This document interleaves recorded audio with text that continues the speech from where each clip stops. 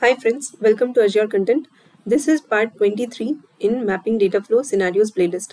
In this video, we are going to learn how to convert odd rows to column names and even rows to column values using Mapping Dataflow. So let's see the requirement in details. So as you can see, this is our use case.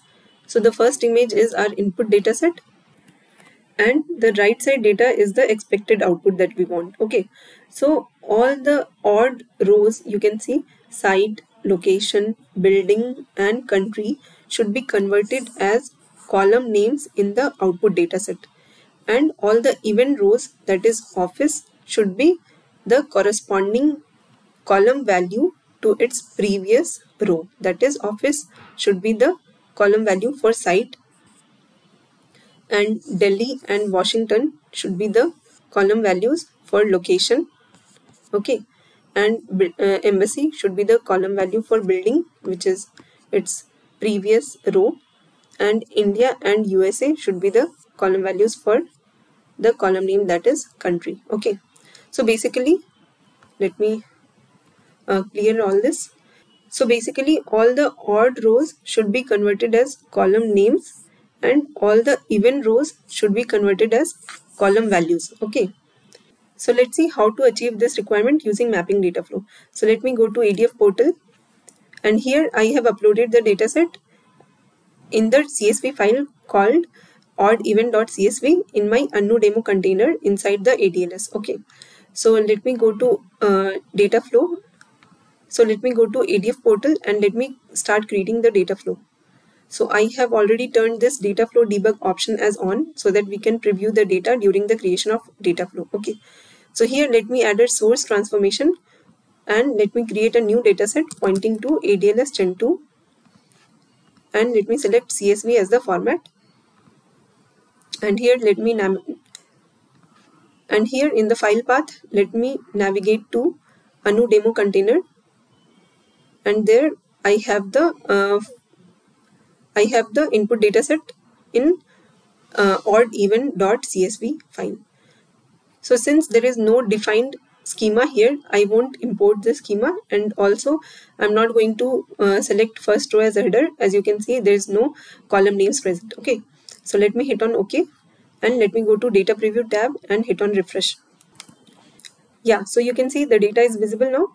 So you can see the data is visible now, and it has automatically assigned two column names, that is underscore column 0 underscore and underscore column 1 underscore, which was not defined in our input dataset. You can see here. So why it has created two columns is because this is a CSV file, that means comma separated file, and if you see the fourth column, the fourth row and eighth row, we have two values here separated by comma. So it has created two columns. Similarly, wherever there is no value in the second column, it has given null as the value in column 1. Okay, so we are good till here. Now what will be our next step is, let me go back to presentation. So as we discussed, all the odd rows are column names and even rows are column values. So first of all, we need to create an identity column that will assign unique value to each of these rows, so that on top of it we can apply some logic so that it will distinguish all odd rows and even rows. Okay, so let me go back, and here let me add a surrogate key transformation which will create an identity column. So let me name it as ID, which will give the key column as ID. So let's wait for this data to be fetched. Yeah, so the data is visible. You can see a new column called ID has got generated, which has given the unique value to each of these rows. Okay, now on top of this we need to apply a logic so that we can determine which of these IDs are odd and which of the IDs are even. So basically we need to split the whole dataset into two parts, odd and even. So to perform the split, we have something called conditional split. So let me add this transformation. So this conditional split transformation will actually distribute the whole data into different groups based on the conditions that we are going to define here. So it is similar to the case statement that we write in our SQL query. Okay, so we can define as many cases as we want by clicking on this add button. If the rows is matching this condition, it will go into this stream, and if there are few rows which are not matching any of this condition, it will go into this default stream. Okay, so let me delete the unwanted streams, and here we just want two conditions that will define even and odd. Okay, so let me go back to presentation. So you can see all the odd rows will be actually column names. Okay, so let me give the name of the stream as column names, and all the even rows will be column values. So let me give column values. Okay, so the condition here we will write to determine odd rows will be, we will check on id column and we will use mod function. So there's something called mod function. If you see the information here, it gives the modulus of pair of numbers. So in the example you can see, if we have mod of 20,8, it will divide 20 by 8. Since 8 multiplies by 2 is 16 and 20 minus 16 is 4, that means 4 is the remainder, so it is giving 4 as the output. Similarly, we can use percentage symbol instead of mod function. Okay, so if we divide any number by 2 and if the remainder is 0, it will be an even number, and in case the remainder is not equals to 0, then it will be an odd number. Okay, so let me hit on save and finish. So this will determine if the row is an odd number, then it will be going into stream named as column names, and if the row is an even number, then it will go to this stream called column values. So let me go to preview data and let me hit on refresh. Yeah, so the data is visible now. You can see for the first stream, that is column names, these data are coming. Let me copy it and let me go to Excel sheet and let me paste it here, and let me define it correctly. Yeah, so let me go back now, and you can see all the odd IDs are coming in the stream called column names, where we have the column names that we want in output. Okay, and if we check the second stream, that is column values, it would return all the even IDs. Okay, and the corresponding column values. So let's wait for this data to be fetched. Yeah, so you can see all the even IDs are coming in this stream called column values, and we have the corresponding column values as well. So let me copy this data as well so that we see I'm going to take. So let me paste it here. Let me cut it and paste it. Yeah, so we are good here. So now what we want is, we want to have this as the first column, and these two values should be coming as the corresponding columns. Okay, so how to achieve this? So basically we want to join these two data sets so that we can get this kind of output, and after that we can do some transformation so that we can pivot the data from rows to columns. So currently we have these values coming as row values, but we need it to come like this, that is column value. So going forward we will perform some pivot transformation and we will achieve this, but before that we have to join these two streams. So in order to perform the join, we need to have a field that will be equivalent in both the streams. So we can again add a surrogate key transformation that will create a unique value to each of these rows. Similarly, it will create unique values to the next stream. So on the basis of this column, we can perform join, since in the current data set, we don't have any field on the basis of which we can perform join. So let me go back again to dataflow, and as we discussed, in both the streams we will add a surrogate key transformation again, so that on the basis of this column we can perform the join. So for the first stream, let me add key column as id1, and for the second stream let me add key column as id2. Okay, let's preview the data. Yeah, so the data is visible. You can see id1 has got generated. Similarly, let me go to this surrogate key and let's fetch the data. Yeah, so the data is visible. ID2 also got generated. On the basis of these two IDs, we can perform join between these two streams. Okay, so let me add a join transformation. And here the left stream is nothing but surrogate key 2, and in the right stream let me select surrogate key 3. Okay, so we are good. So we are good here, and in this column let me select ID1 and ID2 as we discussed, and let me go to data preview and hit refresh. So it's throwing an error saying failure when resolving conflicting references in join. So what is the issue here? Let me go back. So you can see for both the data sets, the column names are same, that is column 0, column 1. So if you remember in SQL also, if we perform join between two tables and both the tables contain same column name, suppose column 1 and column 1, then and we need to extract both the columns, then we need to define an alias based on which we can extract the column names. That means suppose table A dot column 1 comma table B dot column 1. Okay, so basically we need to redefine the column names here.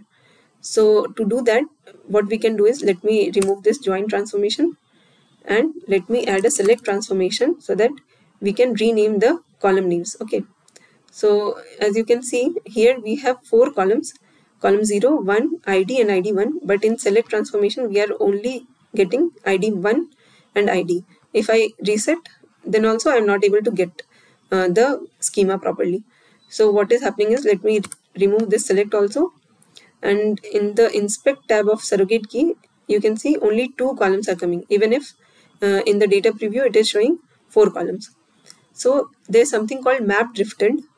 So this option will actually drift all the columns explicitly, and it will redefine the current schema in the data flow. So let me hit on this, and you can see it automatically created a derived column transformation, and it is adding the additional columns that is not there in the current schema. Okay, so if I go to inspect tab here, you can see there are 4 columns. Okay, so similarly in this surrogate key as well, you can see only 2 columns are defined. So again let me go to preview data and let me hit on map drifted. So it will redefine the columns, adding these 2 columns which were not defined in the schema.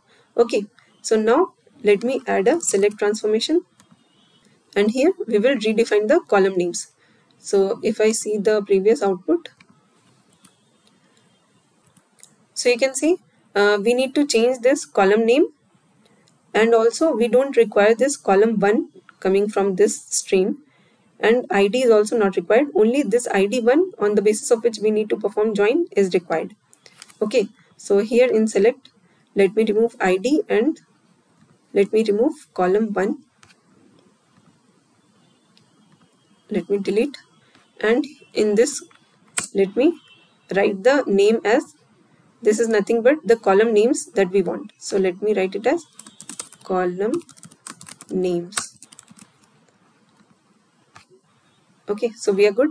Let me preview the data here. Yeah, so the data is coming now. You can see column 0 has been renamed to column names, and ID1 is coming, on the basis of which we will perform the join. Similarly in this stream as well, let me add a select transformation, and here let me remove ID column, and if I see the output, you can see from this one we need the column 1 actually, because these 2 are actually the column values which we need to convert as the 2 rows. Okay, so let it be like that, and here these 2 are actually column values. So let me write down as column value 1 and column value 2. So let me preview the data now. Yeah, so the data is visible. You can see ID2 is there, on the basis of which we will perform join, and column 1 and column value 1, column value 2 are there. Okay, so we need to join these 2 data sets. So let me add join transformation, and in the left stream select 1 is there, and in the right stream let me select 2. Okay, and as we discussed, we will perform join based on ID1 and ID2. So let me select that and let me preview the data. Yeah, so the data is visible now. You can see column names are coming like this and its corresponding values are also coming. Okay. So now let me copy the whole data and paste it in an Excel so that we can talk about the next steps. Let me format it correctly. And now the only thing is we need to pivot the data. So we don't need this ID columns anymore. So let me delete this. Suppose we will add a select statement, suppose we will add a select transformation to delete these, and then we just need to pivot this data so that it will come like this: site, location, building,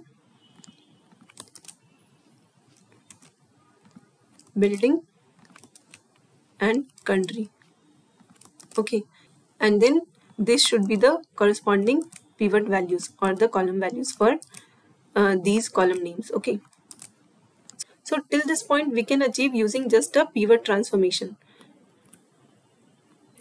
by defining this column name as the pivot key and this corresponding column value 1 as the pivot column. Okay, but the problem here is we have an additional column that we want to define as the row 2 here. Okay, and our data should be looking like this. So let's try to use pivot transformation and let's see if we would be able to pivot these data as the column names and the 2 column values as the rows or not. Okay, so let me add pivot transformation here, and in the group by section we don't need to group any of the data, so we will leave it as it is. And in the pivot key, as we discussed, column name is the column which we need to define as the pivot key so that these values will be converted into column names. Okay, so let me select column names in the pivot key, and in the pivot columns let me provide a pivot expression as max of, suppose, column 1. Okay, so if we preview the data here, yeah, so you can see data is visible and we are able to convert these row values into column names and these column 1 value into the corresponding rows. Okay, but our requirement is to have the second row as well in the output data set, that is this column value 2. Okay, so let me try to add the pivot expression for that column as well. So let me use max of column value 2 and let's see. Okay, so here we have to give the column prefix. That means we need to define the order of these 2 columns. So let me give 1 and 2 and let's check the data now. Yeah, so the data is visible. So you can see it has actually duplicated the column names as building 1 and building 2, similarly for other columns, and instead of adding this data in the second row, it has created other set of columns. Okay, and defined this data. So basically we can't pivot 2 columns into 2 rows.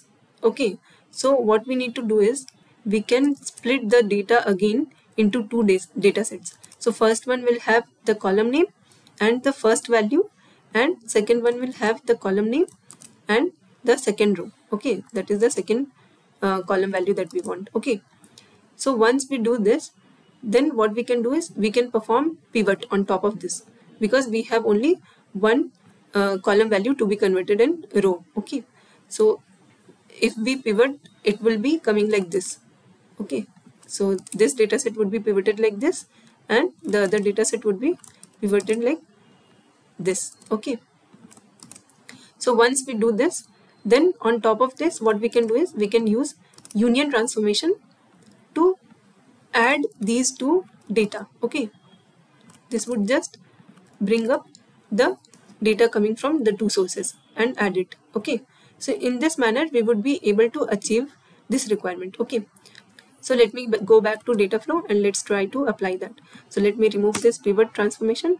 So now we will first select only 2 columns for the first stream. Okay, that is column name and the first value. So that means column names and column value 1. So let me add a select transformation here and let me deselect every other column apart from column name and column value 1.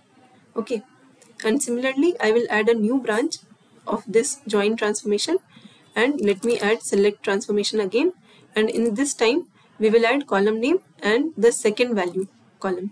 So let me remove all the other columns and we just need column value 2. Okay, so let me remove column value 1. Now let me preview the data. Yeah, so the data is visible. You can see column names and column value 2. Similarly for this select, let me refresh the data. Yeah, so the data is visible. Yeah, so for this one, column names and column value 1 is coming. So now we need to pivot for both the streams. So let me add pivot transformation, and here we don't need to group by, and here we can skip the group by tab, and in the pivot key let me select column names, and in the pivot columns let me give max of, we can use any of the aggregate function here like max or min or first. Okay, I'm using max as of now, and let me select column value 2 for this one, and let me preview the data. And meanwhile let me add pivot transformation here as well, and let me select column names again in the pivot key, and in pivot columns let me have expression as max of column value 1. Okay, so let's see the previous data preview. So you can see it has been pivoted for the second row. Okay, similarly for this one, let's preview the data. Yeah, so the data is visible, and this is our expected first row, as you can see in the image. So this is the first row that we want, and it is coming in this pivot, and the second row is coming in this. So now we just need to union these two data sets. So let me add union transformation, and in the union with, so first incoming stream is pivot 1. So let me select pivot 2 here, pivot 2, and let me preview the data. Yeah, so you can see this is what we wanted to achieve. The only thing is we need to sort the columns by using select transformation. So let me add select transformation here, and let me sort the columns as we require. So you can see the data. So here we are not able to see the column names. So here column names are not appearing. Let me go back to union, and let me delete this select, and let me go back to union, and here let me add map drifted, and then let me add select transformation, so that it will redefine the current schema. So you can see now the schema is visible, or the columns are visible, and now let me rearrange the columns as we require. So first of all we need site, then location, then building, country. So site, location, building, country. So let me preview the data. So if we compare this data with the expected output, you can see site, location, building, country, site, location, building, country, but the order of rows are different than what is expected. So let me add sort transformation here, and let me sort by location. Let me sort by location column, and since we need Delhi as the first one, so order will be ascending. So let me hit on refresh. Yeah, so this is what our expected result is. Yeah, so the result is visible. This is what we are expecting as our output data set. Okay, so let me load it in the sync transformation. So let me create a new data set pointing to ADLS Gen 2, and I want the data format to be CSV itself, and let me copy it to demo container, and let me hit on first row as header, and in the settings we need to select file name option as output to single file, and we need to set the single partition, and here let me select, and here let me define the output file name as output odd even .csv. Okay, and let me call this data flow in the ADF pipeline, and let me hit on debug. So let's wait for this data flow to be completed. Yeah, so the data flow execution is completed. Let me go to demo container, and let's see if output file is available or not.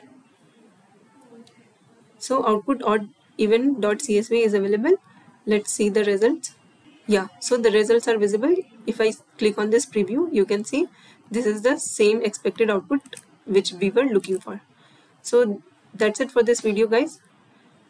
We have achieved this requirement, which seemed to be very simple, but actually we had to use so many transformations to achieve it. Okay, so I hope you like the content. So that's it for this video, guys. I hope you like the content. Please like the video and please subscribe to my channel if you haven't done it yet. Thank you.